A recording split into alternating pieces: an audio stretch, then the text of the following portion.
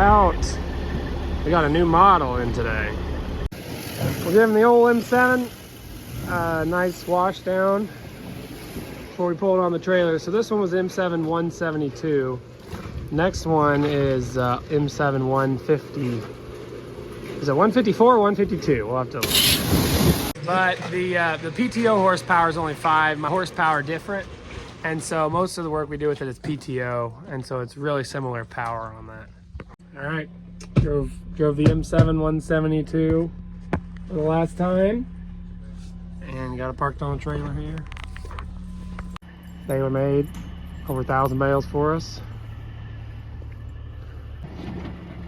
I'll have to tell Evan that his rig is gone. This is the rig he drove the most. This tractor, either with the swather or baler in his summers here. So we're excited to get the new one here. We got it parked in front of the shop. We're gonna ask some questions about the new features. Load of guys here. This is a Gen 4, not a Gen 3, so we've got some cool updates and improvements. Meet the Peterson family. Our dad, the 3 Peterson brothers, and our families farm together in central Kansas. Our family farm started in 1882 and has been raising cattle and crops ever since. Please subscribe to this channel and give us a like and a comment if you enjoy the video. Okay, we are getting some rain here this morning. So feeding hay for Dad. Might not be able to do this morning, but my grower 1 cattle lined up pretty good. So I chored. It stopped raining. So we need some sun to dry everything out. All the pens, especially in the cattle. Now I am off to a bull sale an hour west of here near Claflin, Kansas, going to a B&D Hereford and Angus sale. So I got fuel in my truck and I'm off to the races. It feels like a little bit of a trip, but it's not, it's not that far. So we'll see how much I film while I'm out there. I'm hoping to bring home a nice bull to breed those 10 Hereford Angus cross heifers that I kept back. Another look through the book. I got 4 or 5 targets. I want to make sure I get another look at them. Matt, one of the guys who runs the place, said to take a look at 213, so I did. I wanted to compare him to 2105, 2115. So I'm comparing him to that one over there. I don't want a super short, stocky calf, but you definitely want the muscling. But you got to envision what will happen when you cross that animal with the cows you got. You can't just pick a bull. You have to pick a bull that matches what your cows need. I spot that invest in a set of genetics here from B&D. Much has been said, and there's not a whole lot we need to be said. I have 970, 970, I want to say 960, not 2.5. How much 690, I want to do it, and I have not given that to me, but I have 690, I want to do it, and I have 6,000. It was funny, I was talking afterwards with some guys. It's like I get nervous buying a $4,000 bull. In this case, $4,250 was what I came away with. Came away with one of my top 2 picks. Kind of my top 2 picks, they brought $4,250. My 3rd and 4th pick brought $3,500. But I'm pretty happy. I mean, $750 isn't that much to pay a little bit more for that higher quality bull. That difference is spread out throughout, maybe 20 calves a season into what the value you're getting from it from. So you get a few more pounds here, a few more pounds there, and you're earning your money back, what you paid for it. So it's an investment for the long term. Some guys brought trailers today. You can see that guy's taking home his bull. I did not bring a trailer. I'm gonna have him deliver it. He said they're coming out my way with some other bulls, so it won't be a big deal to throw just one on there. Several people are buying, more than one. And in my case, I only have to buy one like every couple years. Anyways, I'm going to head back home. Nathan and Greg have got some projects they've been doing. Dad and Nathan were sorting, and I think I'll probably be finishing up with that, and then it'll be chore time not too long after I get back. And Greg, of course, had some videos he wanted to film, so might need to get that done too. All right, see you, bull buyers. Okay, getting my final chores done here for the day. The pens are pretty wet, so we're thankful that the sun was out and there was a little breeze today. So the cattle are real hungry because the feed's a little bit wet. Temperature's a little cooler. So they've all increased several pounds per day in the last couple days, their consumption. those extra pounds they're eating helps them regulate their body temperature. Okay, working some calves this morning. There's about 50 in this pen. These are the last 3 to leave. Nathan and I think Greg are coming up. Then we got to do some fencing after this. Then I'm off to in-laws for Thanksgiving. A real nice set out of El Dorado. This was the week the market dropped, and we sold some heifers. And they were a little cheaper, but we used our hedges on them, and then we bought back these steers, and they were cheaper. So that's why we like to buy and sell throughout the year. Manages price risk a little bit. Okay, I did have to push on this guy with the panel to get him past one of the alleys, but he walked right in the trailer for me. So hope maybe he knows he's going to breed some cows. Got a little excited instead of being stubborn. These bulls used to be quicker to load. I also gave him some distillers. That's what made him run up into this little pen. These bulls used to get along pretty well. Now I put them in 2 different parts of the trailer. They also didn't used to be so stubborn. They've always been easy to handle as far as like they're not going to rush at you or anything. But maybe today they're going to be nice. That's the nicest. Maybe today they're having a turning point. They're realizing it's not so bad. Load on the trailer like a cow. Cows usually love getting on the trailer. This bull, the last time I had a lot of problem because they didn't want to be that close together. And I had to have a panel here. I had to get a 16-foot panel and push him into the pen, which I have if I need it, but I'm hoping he just loads up. Come on, bull. Come on, bull. Go in there. I'll take you to some cows. Come on. Hey, hey, hey, hey. I have to go get that panel. Okay, I got him. I just had to carry this panel up here and wedge it here to where, you know, that gate was here. Wedge him in this little triangle and put him in there. He didn't really fight. He just stood there until I pushed on him enough, twisted his tail a little bit. Okay, so this turnout date should match up with an August 30th calving date. We were doing August 26th, and the calves were coming like August 13th, and I just thought that was too early. I bumped him back just 5 days. The heifer bull will go in the same time. Okay, so behind this gate is the new bull. I'll show you guys. I tried to look through those videos. I don't think I showed him on the video at the sale, but there he is. 2206 was his number. It's SAV Rainfall. He was number 50. He was the 52nd bull to sell that day. So those are kind of the deals. I could show you a picture of his EPDs, but anyways, I think he's going to do what we need him to do with these heifers. I let the heifers into the pen. They came in off the Milo stocks out there. I was hoping that kind of in the confined space they'd kind of sniff each other out rather than just running out into the open. So I used the distillers to kind of get them at the bunk. Bull licked a little distillers. Now I'm hoping he finds that water and then gets to work. He's looking at me like, is this all? Just 10? There'll be more later, buddy. This is your first year. I don't know the exact size of these heifers as far as weight, but I do know that that red heifer, which is looking pretty small next to him, was 820 pounds.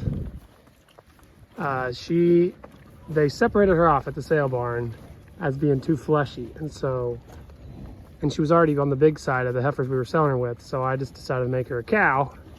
She was 820 pounds that day. So these heifers have got to be 9 something. Okay, bulls in. Okay, both bulls in.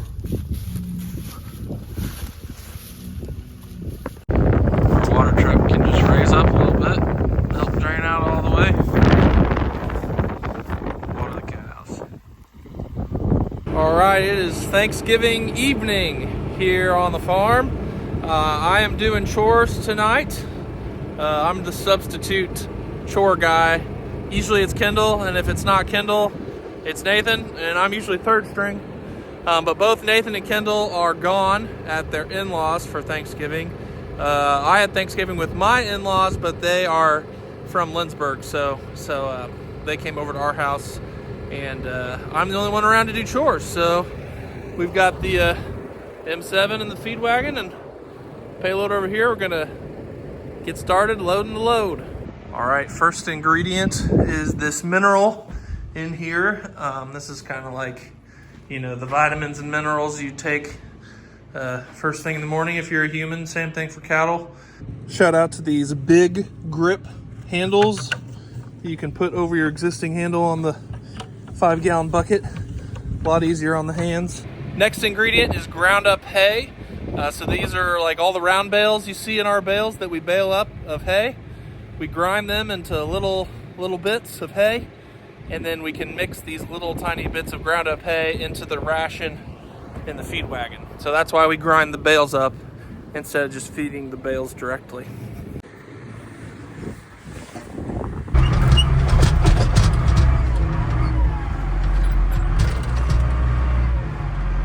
There's a nice big scoop of hay. Level it out a little bit. The way we're able to tell how much of each ingredient to load is we've got these mixtures provided for us by our nutritionist to help balance the diet of the cattle. So there you can see 840 pounds of hay. We already did the 90 pounds of mineral. So this will probably be about 500 pounds. Then we'll have to get another partial scoop to get to 840. So we're at 390. Let's see if I'm right. Let's see if I'm right on my 500-pound guess.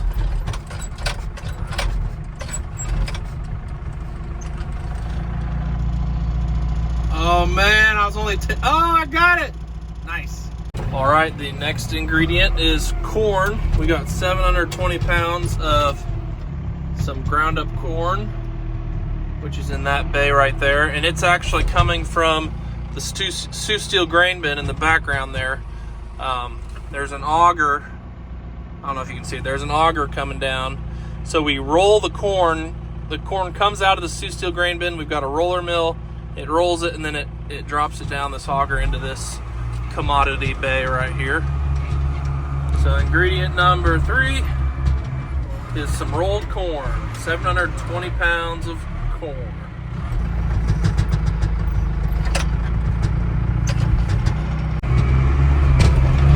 Next ingredient is distiller's grain.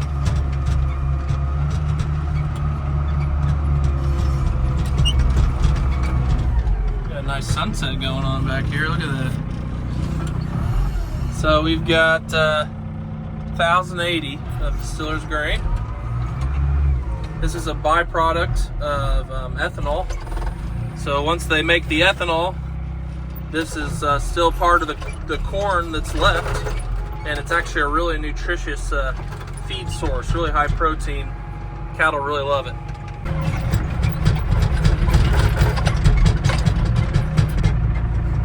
All right, so we are up to 3,300 pounds, and the last ingredient is silage, and silage makes up about 50% of the ration there. So we're gonna get about 2,900 pounds of silage to finish out the load here. This is corn silage and a little bit of sorghum silage up on the top.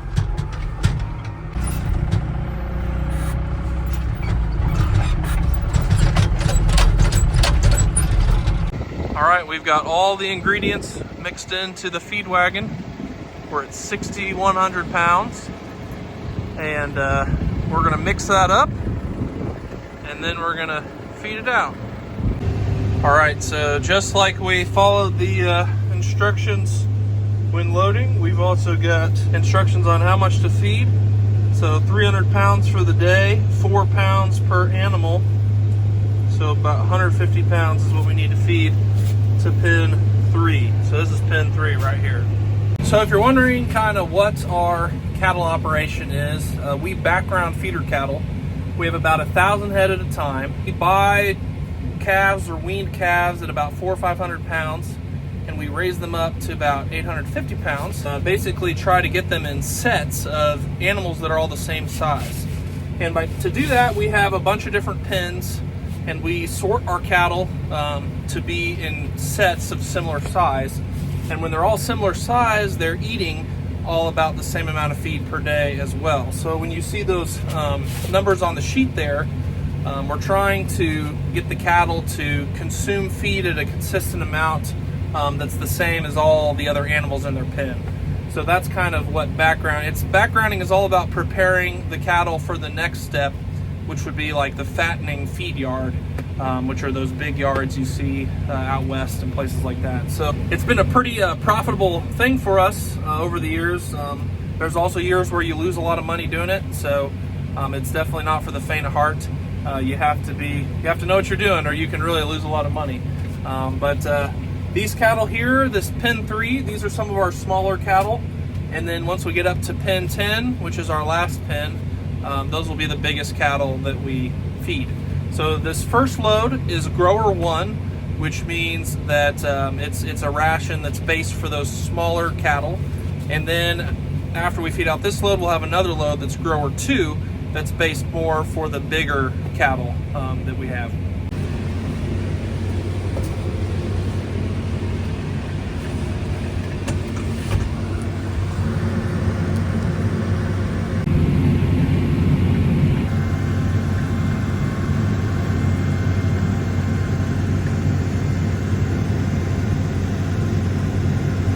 All right, so we fed 5 pens with grower 1.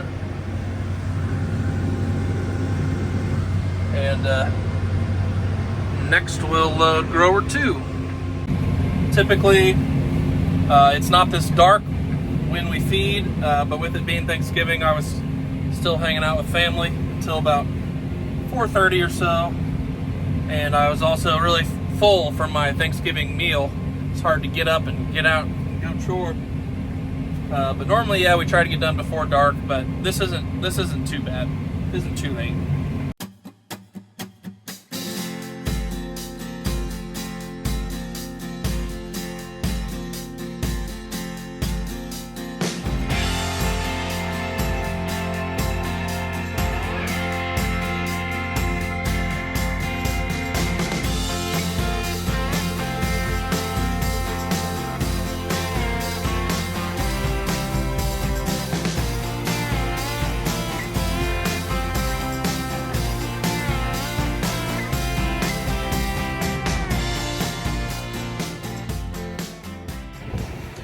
All right, got the second load loaded. Shout out to these Demolaire yard lights that we put in a few months ago. It makes it feel like it's daytime out here, even though it's pretty much dark now. Makes it really easy to load. You don't even have to turn your lights on, which that payloader doesn't really have lights anyway. But these Kubota lights work great, so we're gonna turn these on now, and we'll be able to see as we feed along the bunks in the dark.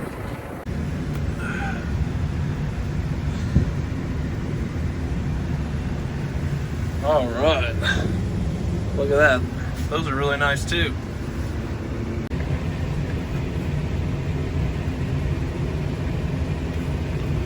There's the pen we fed, one of the pens we fed last load. We're gonna get these on the right side as well as a couple other pens for this load. Enjoy your Thanksgiving dinner, cattle.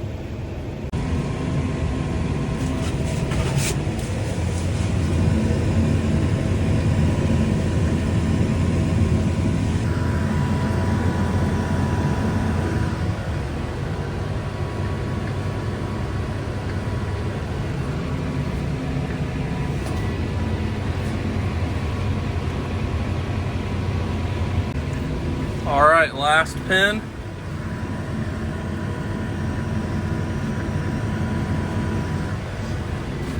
Got it done. Happy Thanksgiving, cattle. All right, we got Scott here to show us around the outside. Scott here, I'm a service specialist here in the Midwest Division. We're going to walk around the tractor and look at a few things that are quite noticeable from the outside. First thing you'll notice is we've got a pretty good tire package here with the what we call the 650s on the back and the 540s on the front. That gives us a little bit more flotation, a little bit better ride. So you can see it really makes this tractor look aggressive and strong. And I see there's some different numbers on the loader. What's different about the loader? That is correct. This is a LM2606, which replaces the 2605, which fit on the Dash 2s. Unfortunately, the 2606 will not fit on the Dash 2 tractors because they've redesigned and strengthened up our rear mount here, which supports the main loader frame. We have some silver grease points here that are now down to the 30-hour greasing versus the 10-hour greasing on the 2605. So we've got a little bit more beefier system here with our loader, and of course we still have our quick attach system available on the front. The buckets will fit 05 and the 06 loaders. So Yeah, and you can run that extra hydraulic with the grapple the same. exactly, yes sir. We always like doing chores after dark with this, with the M7, because it's got nice bright lights, but we hear they're getting even better. That's right. This tractor here is equipped with our middle of the road package on our lights, which are now LED lights, which shine brighter and have a longer life. They're a two-piece mirror where we have increased our capacity to see with the two different design of mirrors on one mirror. And so that's something new on this tractor that will help you increase looking out behind you. Yeah, which is a big deal for the drivers who are following a slow tractor. If they can get around a tractor and baler, that's Exactly, yes sir. So it safer. increases that capacity to see what's behind you with a wide vision mirror. So Kendal, we got a lot of exciting changes in the cab here that I think you guys are really going to like, both for feeding during this winter and as you go back to the hayfield next spring. We've redesigned the steering wheel, a little thicker, a little better grip. I know that you do some stationary PTO work in the winter with this tractor, so you're probably going to go right into that. We now have a switch down here that allows you to engage the PTO during stationary operation versus having to climb out of the tractor as you had to with the Gen 2 tractors. Yeah, the one was responsive to weight in the seat or something, so it would turn it off versus now. Yes, so this is a nice improvement for livestock operations such as where you're doing the mixer wagons, and some people are using the augers during corn harvest to load into the bins and whatnot. An all new loader joystick. It's got some new buttons, so you've got some functions here that you didn't have with the Gen 2 tractors. Now, by pinching those together, we can go forward and reverse off the loader joystick versus having to use the left-hand shuttle or the forward reverse on the multi-function handle. Which for bales, I feel like that's about the best feature you Yes, can add. you're going to find that to be very convenient.